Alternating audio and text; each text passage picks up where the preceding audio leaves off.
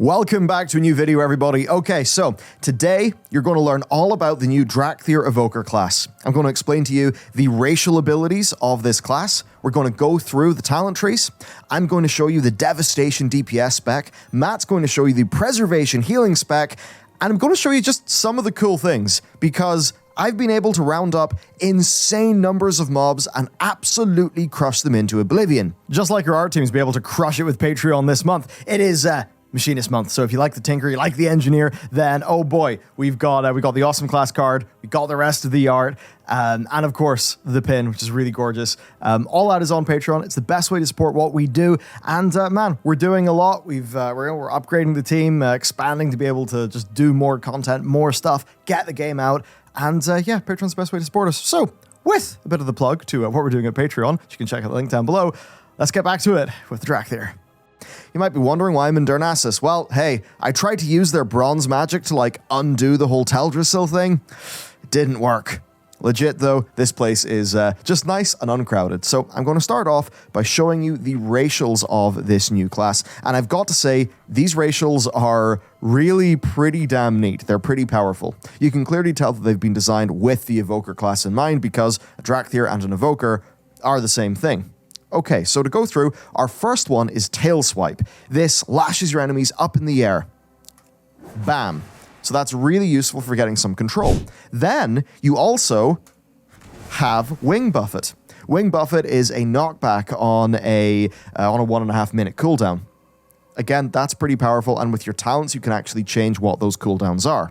As we move on to the racial passives, those are also interesting. So Discerning Eye increases a stat called Perception. You've probably not heard of that stat before. It's because it's part of the new gathering system. So Perception will increase the radius at which you can see mining and herbalism nodes, and it will also increase your chances of getting additional rare materials when you are gathering. So that's pretty damn nice. And certainly as a gatherer, you're going to feel pretty strong because the Dracthyr do have some excellent movement abilities.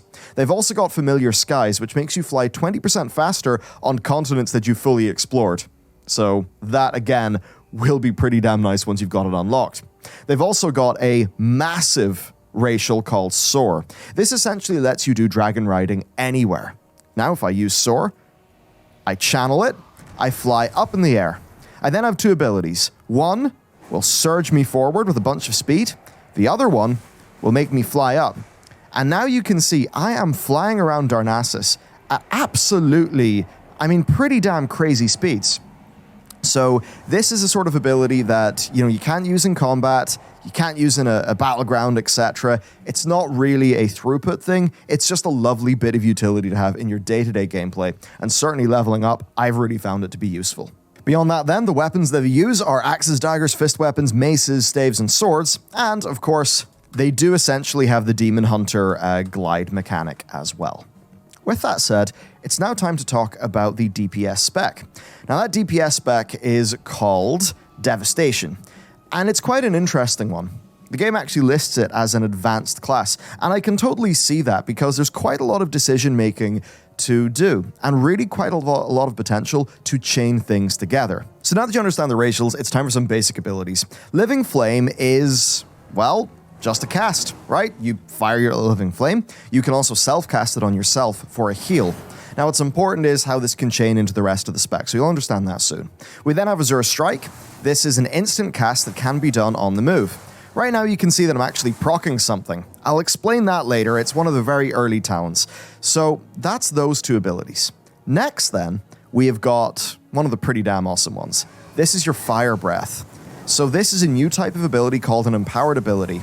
You could see there that the longer I held it, I got more charges. So the way that that works is that it deals fire damage instantly, but then it will deal a damage over time for an ever-increasingly longer period of time, the more that it is empowered. And there's one other empowered ability in this spec as well, called Eternity Surge, but that's one that comes from the talents. And really, this is the sort of thing where a lot does come from the talents with how the new system is designed. Finally then, I've got Disintegrate. Disintegrate is a beam that will slow the enemy. You can see that it costs 3 of this. This currency here is called Essence, and that just regenerates when you're in combat. With that though, I really need to walk you through the talents. So here, I've got 2 different builds, a blue build and a red build. which basically are just going more into the left or right-hand side of this talent tree. I'm going to walk you through the talents so you can understand what they are. First up, we've got Pyre. This costs 3 essence, but another talent makes it only cost 2. It lobs a ball of flame, and that just does AoE damage. What's cool, though, is that there's another talent that augments this. There's one, Dense Energy, which makes it cheaper. And then there's also Volatility. This makes Pyre have a 30% chance to flare up and explode again on a nearby target. So I want you to imagine a big Mythic Plus scenario or a really big trash pack in a raid. So you fire that, and you can see it did an extra little bounce. So you can fire off a whole bunch of those.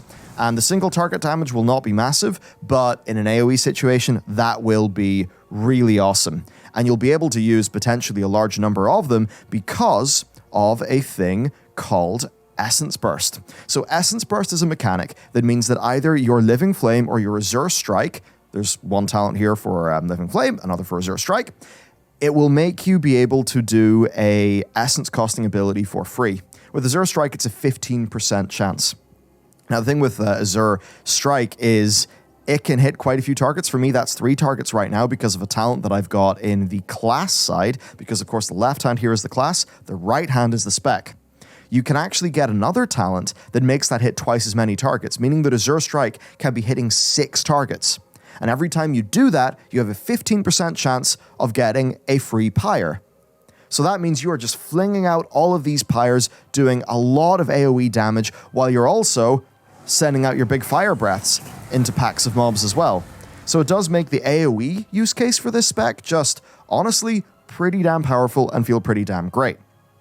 Of course, you can throw other pretty awesome abilities into the mix with that as well. I think one of the most iconic ones, and this is one that's augmented by a talent, is Deep Breath. So if I was to just go around all these targets, and I really appreciate this new targeting interface, it makes it very clear what you're actually hitting. If I use that, I take into the sky, I do a strafing run.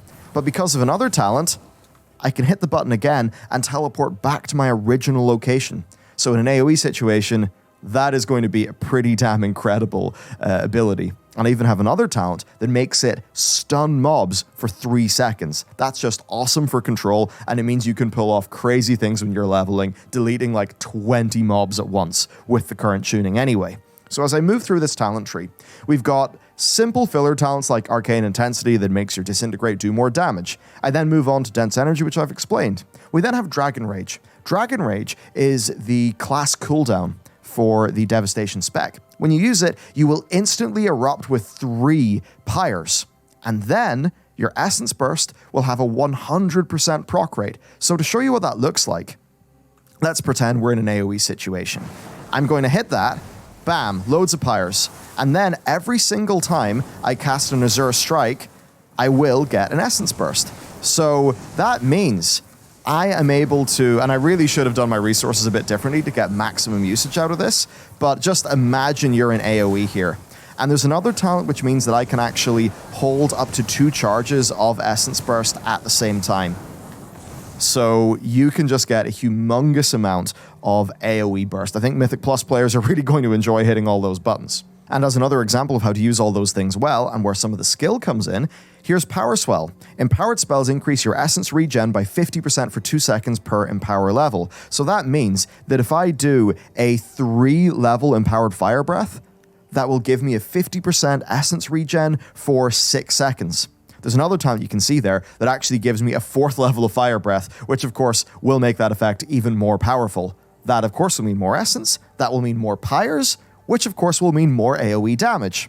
Or, of course, it could also mean more single target damage if I wanted to put that into Disintegrate, which is more my single target essence spender. So a pretty neat ability. As I move on then, I've got a new type of hexagonal node to show you. So this node actually gives me 2 choices, and in this case, it's a decently meaningful one. This choice, Ruby Embers, adds a damage over time component to my Living Flame ability. It actually stacks up to 3 times, and I've found that you've, generally speaking, been able to maintain 3 stacks on 2 targets while doing most of your other abilities. However, if you'd like something a bit more simple, you can just get this, Engulfing Blaze, which just makes your Living Flame do 40% increased damage and healing, but it does have a slightly longer cast time. Now that slightly longer cast time can be a bit tricky because it will reduce the value that you are getting out of your Ruby Essence Burst, because, of course, Living Flame has a longer cast time, so you'll be getting fewer of them off in a fight, meaning you will get fewer of the Essence Bursts. So that's just something to keep in mind.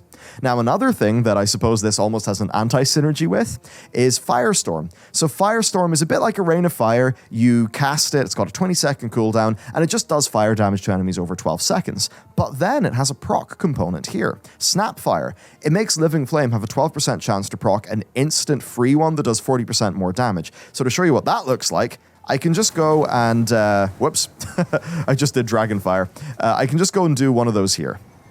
So this is what the ability looks like. And you can see it's just shooting those down. Now, as I do my Living Flames, soon enough, so my Living Flames, of course, can proc the free pyres, so I can use those in AoE. I can then also use my free instant one of Firestorm as well. So you can really see how in an AoE situation this would be coming together, and here I've been able to maintain the dot. Not that the dot would be particularly impactful against, of course, you know, all of the pyres and the essence bursts and just all of the stuff that I'm getting off. That's an idea of what it's like in AoE, but of course then with AoE, we also are going to be factoring in our Fire Breath ability. And of course, I haven't really touched the blue side of the tree yet, so there are a few more interactions going on with the blue. To continue on then, I've got Feed the Flames. Pyre reduces the remaining cooldown of Fire Breath by 2 seconds. So again, that is a beautiful synergy for an AoE situation. It'll feel great.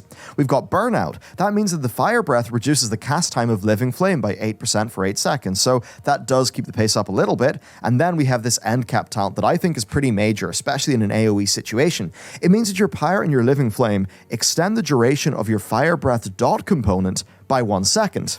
Now, you can really see how all of these things will synergize together, meaning that with my Fire Breath, which hits up to 5 targets, so if I just do it in these 2 guys, just for the sake of argument, so you can see there's the Fire Breath dot, and as I use these pyres, I'm maintaining that dot on those targets for longer, which of course still does happen whenever my pyres have their little flare-up mechanic.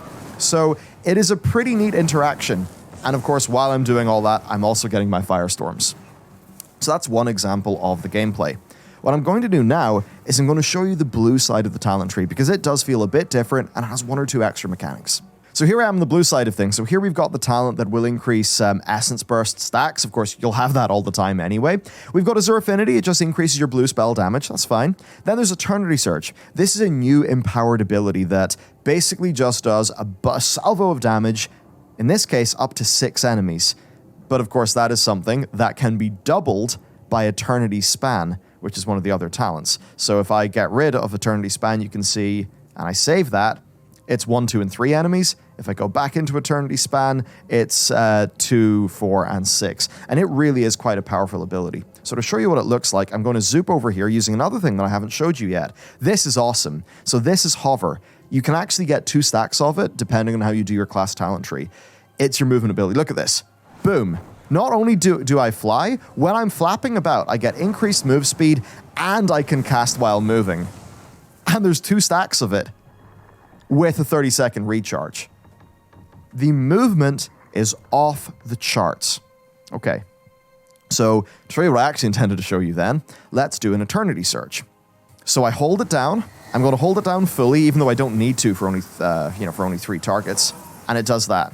And it fires those off. And let me tell you, when that hits a whole bunch of targets and your screen lights up with numbers, it does feel pretty damn good. To head back to the tree then. So I'm going to show you, this is one of the octagonal nodes. We can either choose for Continuum, which causes Eternity Surge crits to grant Essence Burst, which of course means you do an Eternity Surge, then you get an Essence Burst. In an AoE situation, you could dump that into a bunch of pyres, or in a single target, I suppose, you could dump that into a Disintegrate or something. I suppose less good for single target, more good for like a cleave situation. So that's one. The other one causes my Essence abilities to reduce the remaining cooldown of Eternity Surge by 1 second. A little bit like how there's a similar thing there for, Feed the Flames for Fire Breath. So kind of similar gameplay on both sides. Now, it's time to talk about the next big thing, which is Charged Blast. So this is basically in the same way that our Firestorm and Snapfire was like a kind of like a little mini gameplay loop. We've got that too with Charge Blast and the thing that can modify it. So Charge Blast costs 2 essence. It actually doesn't do that much damage, but Azure Strike increases the damage of it by 100% for 3 seconds, and that stacks up to 2 times. Now, this is where it gets interesting, because then I can modify that ability further. I can have a version of it that does 10% more damage and strikes 2 extra targets, so that's AoE, and I can have a single target version of it that has a 40% chance to instantly reset its own cooldown, meaning you can blast off a big chain of them. So you could be in a situation, you're using Living Flame as your primary nuke, but then you see, oh, my Charge Blast is off cooldown, so you'll want to, or coming off cooldown, so you'll do 2 of those, and go straight in, and you'll do your Charge Blast. Now then what ends up being cool is that your Charge Blasts can reset their own cooldown with one of those talents, meaning that in the same way that a Fire Mage can just get like a big chain of Pyros, you can get a big chain of these Charge Blasts. So let's see. Man, the numbers are just not being kind to us. All right, let's try it again. Will we get anything good? There we go. So we got the proc, and we were able to fire off 2 of those at once. Of course, they still do cost your resources when that happens, so you need to keep that in mind. Okay, so that's like a little mini gameplay loop. But of course, you got to remember, you're keeping that down while you're using your Eternity Surges, while you're using your Fire Breaths. So that's quite a lot. Anyhow, moving down to the end caps, you got Focusing Iris, which makes your Disintegrate increase your damage down to the target by 10% for 4 seconds. So I suppose if you're doing like a big chain of Disintegrates, that's maybe a more optimal way to use your Essence resource. So you'd be dumping into Disintegrate. You'd be dumping into Disintegrate while trying to save enough essence so that you can actually do your Charge Blast mechanic every 15 seconds. So you can see there's a lot to juggle. And then we've got Scintillation, which causes Disintegrate to have a 6% chance every time it deals damage to cast a level 1 Eternity Surge at your target. Now that can be important because your level 1 Eternity Surge could say, if it crits, grant you an Essence Burst. So it is quite neat how this class all sort of ties together. Then what I can do is show you just some of the middle talents. Those aren't like massively important to our purposes here. It's more that by the time you actually hit max level, you'll have 3 more talents, I believe, in Devastation. So if you make a few sacrifices, you'll be able to get Ruin, which just makes your Insane Mastery be applicable for Deep Breath and Dragon Rage at like all target health ranges. The Mastery's insane, I'll show it to you in a second. And then Tyranny, which makes your Fire Breath and Eternity Surge reduce the remaining cooldown of Deep Breath and Dragon Rage, which is your 2 primary damage CDs, by 1 second per Empower level. That means that in a fight, you'll be doing more, as an example, of this. And let me tell you, that is a very satisfying thing to do more of. Now, there are a few more abilities to show you. As an example, here's a really cool one. This roots targets. So I'm going to root this poor unsuspecting deer here. I mean, look at its range. Look how much it... And bam. Pretty awesome effect. This target is now rooted. And what's cool is that one of these talents here, Forger of Mountains, means that Landslide's cooldown is reduced by 30 seconds, and targets can take 200% more damage before it breaks. That could be potentially useful in a lot of control situations where you still want to do damage. You then do have a few fairly interesting things in the class tree. I mean, if you're DPS, you are going to be more towards like the left-hand side, I'd imagine, but if you're healer, you're more towards the right-hand side. But you do get some interesting things. There's an ability called Rescue, which makes you fly to a target and heal them for a bunch. Like, that's pretty neat. There's another one, Zephyr, which conjures an updraft that basically, right, it's Stampeding Roar and an AoE damage reduction for your raid, or for your party members. Like, I mean, holy shit. That's pretty damn powerful. There's another one here, let me find it, called Fly With Me. You swoop to an ally, and then you fly them to the target location. That is super powerful as well, so in a healing context, you could be doing just a lot of really crazy cool stuff. For another movement thing, here's Time Spiral. This basically is a 2-minute cooldown that lets you and your allies cast your major movement ability once in the next 10 seconds, even if it's on cooldown. So if your raid needs to move, you can just have your Evoker hit Time Spiral and zoom, away they go. There then are some straight up damage ones like Leaping Flames. Your Fire Breath causes your next living flame to strike an additional target. Your Azure Strike does additional damage. Your Fire Breath's instant damage is 20% stronger. There's little filler ones like this, which is just some more stamina. This one is 10% movement speed above 75% health because, hey, Dracthyr, what do we need? More movement. This is a neat one. Tip the scales. Compress time to make your next empowered spell instantly cast at its max empower level. Now that is awesome because of another talent. And that talent is Font of Magic, so that gives you, of course, an additional level of empowerment that then you could instantly cast. So to show you what that looks like, I could just, go do this and bam, an instant full power. I could also, of course, do that with Eternity Surge as well. And obviously, because now I'm in the blue and I have all of those things that augment my Eternity Surge more, that would also be extra good. So it's just like kind of neat how these synergies are. And then for another one, we've got Obsidian Scales, which just increases your armor by 200% and reduces your magic damage taken. So that's just a great bit of survive. And I suppose it is interesting because if you wanted to be in a DPS spec, maybe you do a bunch of things to make your Living Flame more powerful, but then you went for some reason more towards the right-hand side of this, you could be this like weird hybrid healer. And that's like kind of weird to think about. Like your Emerald Blossom could heal 2 additional allies. That means whenever you use it, so here this is, you all have this. Basically it drops this and after 2 seconds, 3 allies are healed. So that could be 5 allies. Like there's a situation where that could be useful. It may not be optimal, but it is the sort of thing that allows a little bit of hybridization. I think what needs to be seen though is how this hybridization will actually carry into gameplay and if it's a thing that people will ever actually use. I really hope the niches can be found because the new potential is certainly cool. Oh yeah, and healers will love this. Source of Magic redirects your excess magic to a friendly healer for 30 minutes. So when you cast an empowered spell, you restore 0.5% of their mana per empower level. So that's going to be like per spell, 1.5 to 2% mana every time you use them. You can use each of them every 30 seconds. So I think for healers, they're going to be very happy if they get that. So I suppose I'll just take you through a little bit of using, the tree in a gameplay scenario. So I'm going to, I'm just going to start off by just taking my, kind of like some of my big abilities off cooldown, right? So let's do our Fire Breath. Let's get our Eternity Surge out of the way, whatever. I should really, we'll role play that this is like single target, okay? So I could do those 2 Disintegrates to keep that up. Now I'm just going to use some sort of Living Flame as filler, but oh look, my Charge Blast is off cooldown, so I'll get my 2 Azure Strikes. Sadly, we didn't get a proc, that's fine. I suppose I can just go through my Disintegrates. You can see that, yeah, I am capping some resources.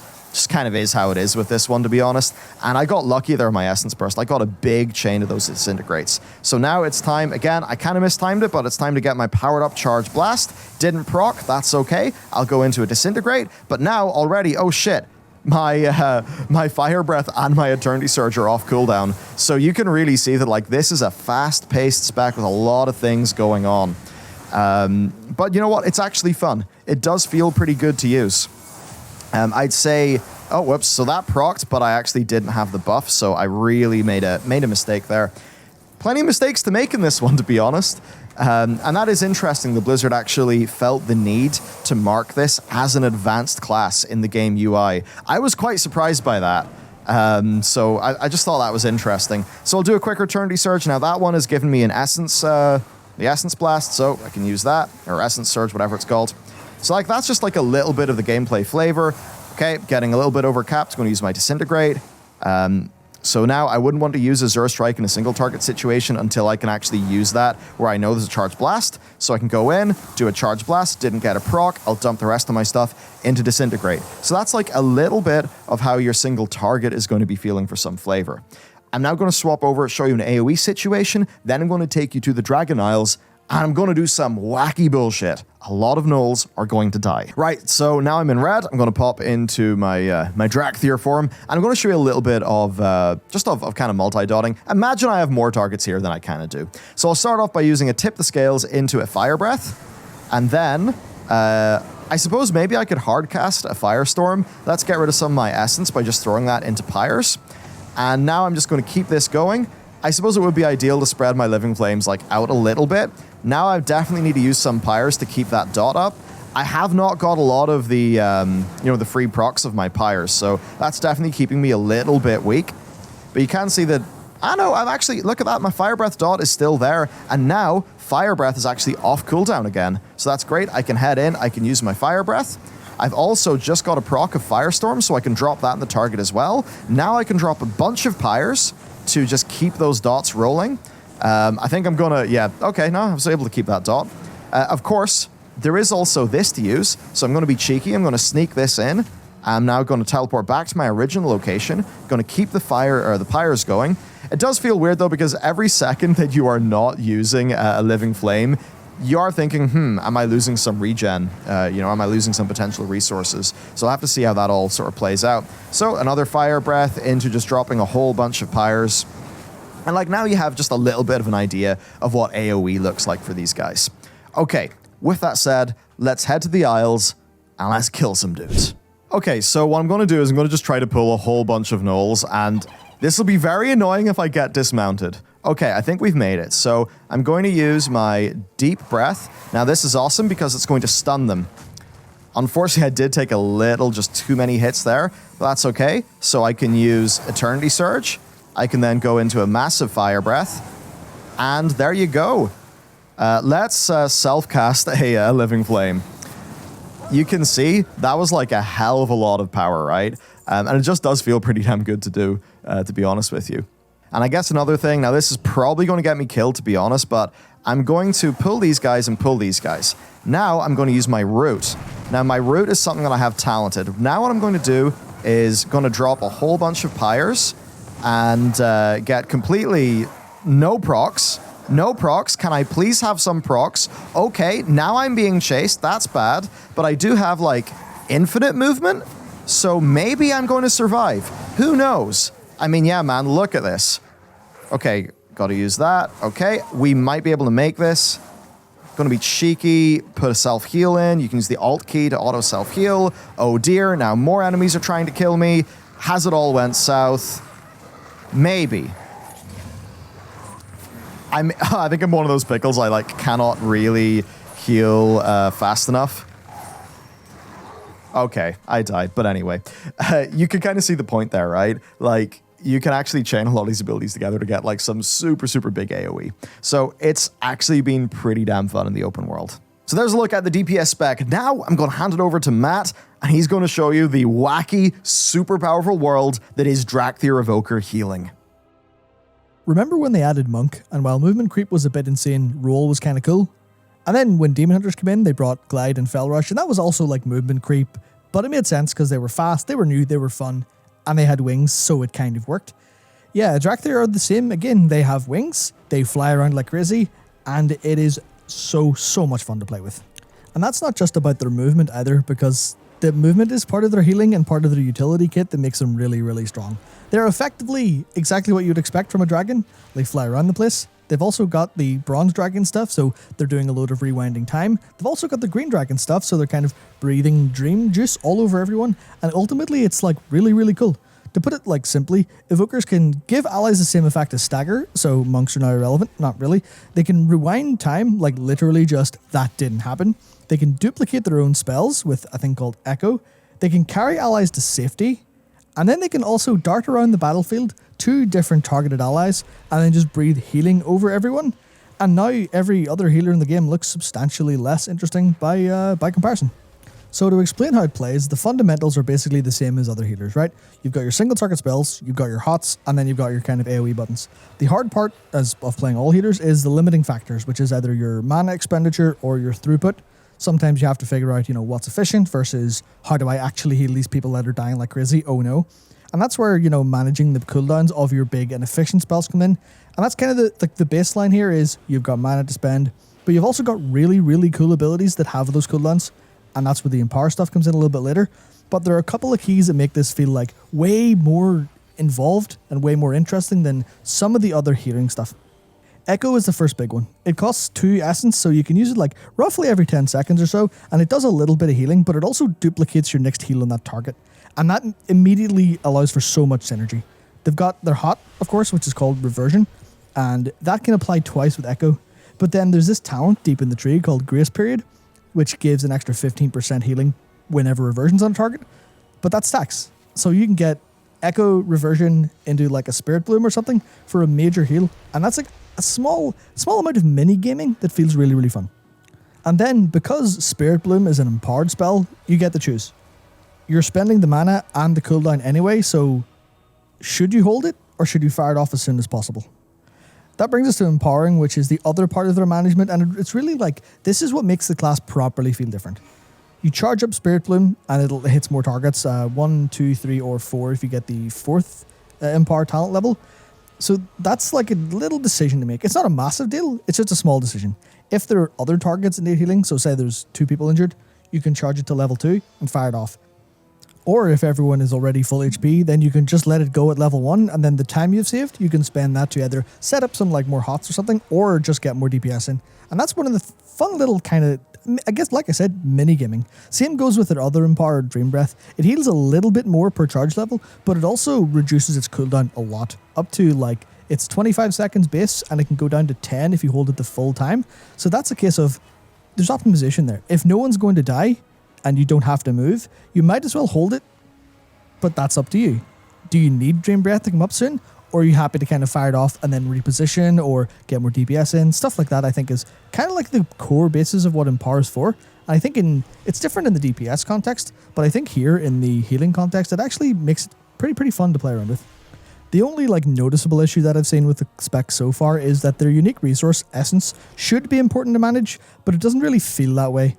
You can use it for Echo, which is pretty efficient, but their AoE version is kind of like Emerald Blossom. It's an AoE small target heal, heals 3 targets, but it pops after 2 seconds, so it's like kind of hard, but at the minute, the balance isn't really there for it to feel kind of meaningful to use properly.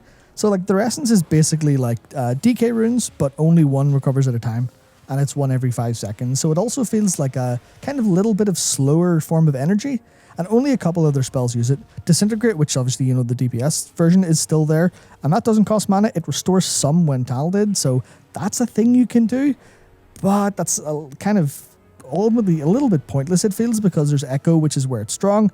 Like I said, Emerald Blossom feels a little bit limp at the minute.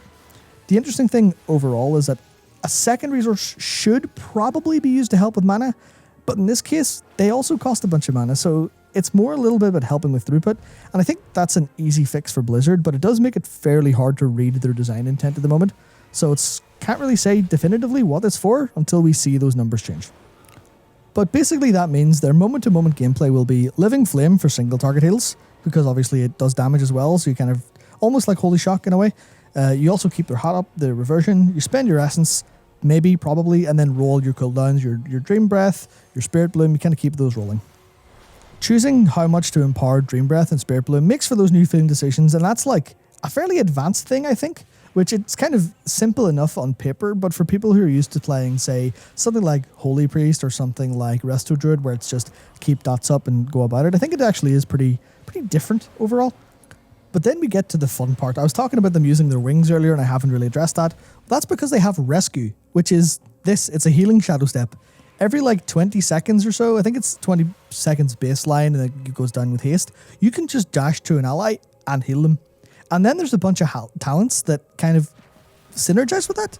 So you've got this dart about kind of gameplay. You aim your Dream Breath all over the place, and that does 40% more healing after a rescue.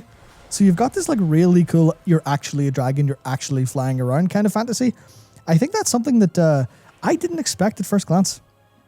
And it's not just rescue, because you also have Fly With Me, which is basically you've got a noob in your group that doesn't know to get out of stuff, sorted. Obviously Priest have had Leap of Faith, but Fly With Me is on a 1 minute cooldown. It's technically in the class talent tree, so you could pick this up as Devastation as well, which could be pretty useful, but as part of like the healing fantasy, including Fly With Me, including Rescue, you can literally just pick your allies out of danger and then dart to another one. And that stuff is like, in use when you get into the flow state of moving around, that stuff feels really, really good. Oh, and you know that DPS ability they have, the DPS Carpet Bomb? Yeah, they have a healing version of that as well. It's their end cap talent, it's called Dream Flight. It also works with Recall, so you can see together you've got Rescue, you've got Fly With Me, and then you've got Dream Flight and Deep Breath, which means it's kind of crazy. You basically have 4 movement abilities, all on relatively short cooldowns when paired together. You've got Recall to bring yourself together, and that's that thing of there's like positional gameplay here. And I know Holy Paladins technically have to position for Light of Dawn and their Mastery Lightbringer, but in this case, this is like the first healer that is really super important for like actual positioning in like the conal kind of area, where instead of stand still and stack with the healers, which you might end up doing a little bit anyway, but in more chaotic circumstances, be that in PvP, be that in Mythic Plus when there's a load of stuff going on, or be that just kind of out in the world, or I guess I want to say like a pug raid where people are kind of loosely stacked or something like that. you do have this movement gameplay of just, I'm going to go everywhere all at once. And that's really, really like frustratingly exciting to me. And of course, it doesn't even end there, because I guess what would be a new class without a substantial amount of power creep? Obviously, in this case, they kind of know they can't super power creep, but in return for that, because obviously Blizzard want people to play the new class, they have the most interesting cooldowns and utility in the entire game. So imagine a raid wide comes in, right? Or maybe the, I can't remember its name, but the big mob in the other side that does the rage, that does a lot of damage. Imagine that happens, everyone's bleeding, they're really low. Just didn't happen. Evoker can just press rewind. What that does is it rewinds 50% of the damage taken in the last 5 seconds for the entire raid. So it's basically a completely raid-wide death strike, but also really strong.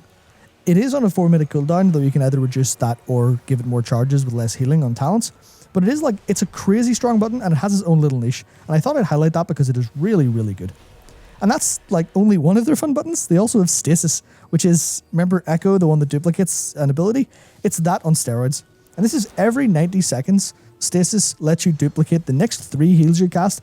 It doesn't include rewind, unfortunately, but then lets you use them again in one burst. I think Wohead called it building your own Convoke, and that's a little bit what it feels like.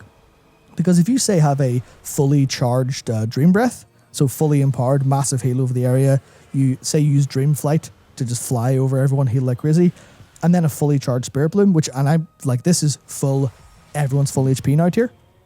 You can just press it again. And it's reasonably cheap on mana. It doesn't duplicate the costs. It's just like a flat cost. And you can do it every 90 seconds. It is genuinely crazy how much like fun things you can optimize here. And that's why I think this is definitely called an advanced class for a very, very good reason. Oh yeah, and I almost forgot. What if you had Aura Mastery with Devotion Aura and Stampeding Roar on the same button every 2 minutes? That's a little bit of an exaggeration, but they do have a cooldown called Zephyr, which gives 30% movement speed for 8 seconds and also grants 20% avoidance. Given how many like raid wides actually count as AoE damage, that is fundamentally 20% damage reduction in the right circumstances, and it's on one button that's every 2 minutes. When I said power creep, I really, really meant it. Honestly, the amount of cool stuff this spec can do is a little bit nuts. It's like even their movement stuff, right? So, have you ever watched someone die because they move too slowly? And their excuse was, sorry, I'm a Death Knight. Death Advance is on cooldown. Well, if you're an Evoker, that's straight up not a problem. They've got their own like raid buff, kind of the Mark of the Wild tier thing, and that is Blessing of the Bronze, which reduces the cooldown of their movement abilities, so they should have Death Advance up more often anyway. But even then, and this isn't even including Fly With Me, because obviously you can just pull them out to safety with Fly With Me, but in some universe, you've got 2 players that don't move. That's never happened before. You pull one out to safety, the other one's stuck. You can just press Time Spiral. Time Spiral is another talent, and it just gives everyone in the raid, independent of cooldown, another use of their own movement CD. So if you need everyone to go very fast, but you recently went very fast, bring an Evoker. It is crazy how much this is really designed for big brain healers to rock into like a heroic or mythic raid and go, no matter what problem crops up, we've got it sorted. The only thing they're really missing is kind of the more kind of healing-based utility in the same sense that, you know, Shamans have Spirit Link, you know, that kind of thing, or Aura Mastery. They don't really have much damage reduction outside of Zephyr. But generally speaking, they have a lot of really, really cool abilities. They've got stuff like Time Dilation, which grants Stagger. They've got their Temporal Anomaly, which is a little bit kind of like Divine Star, but lasts a little bit longer, I believe. So this has kind of just been my raw thoughts at the minute without getting to actually play them in full proper instance content, because none of that's on alpha at the minute. But so that makes it like hard to engage with how effective they'll be or how fun they'll be in like that massive context. But on paper anyway, the design scene here is really, really unique. It's really, really cool. It's clear they're labeled advanced for a reason. They've got their bronze talent build, which is very much, hey, you want to be a master of time and be the best tank healer in the universe? Go for it. You've also got the green build, which is, hey, you want to breathe over everyone all the time and heal them forever? Go for that as well. So they kind of are really, really, really impressive. In terms of like where they could take World of Warcraft classes, I can see why they're going, no, Evoker's getting all the love here. This is exactly why I think so many of the other classes are getting, obviously the talent tree rebuild takes the effort away from them like updating them. But this is a crazy amount of work for one spec. They easily have the most interesting toolkit of any healer, and that'll make them feel a little bit weak in the hands of the average player, I think, or at least people without practice, but they will feel like living, breathing, healing gods in the hands of like anyone. There will be the aspirational level player who plays this, assuming the balance is right, of course. They could be undertuned and that ruins it all, but they have the aspirational kind of gameplay that feels a little bit more like, I guess almost a little bit more MOBA-esque in that sense of there's a higher skill cap. And I think that's pretty damn exciting. So I hope you've enjoyed this. It was pretty awesome. Blizzard, they let Matt use the press account as well. So it was great him being able to go and actually get the healing experience too. And I've got to say, I'm pretty impressed so far. There's still elements of seeing like a lot of the abilities kind of mesh together that I want to see, but certainly they have an overall pretty damn cool toolkit. It does feel super powerful. I'm a little bit concerned about just feature creep in a way. It certainly does mean that they feel dead fun to play though. So I'm keen to see where this goes. I think they definitely, they bring some unique things to the table. I think they're a pretty interesting, pretty interesting group. I'm sure a lot will change.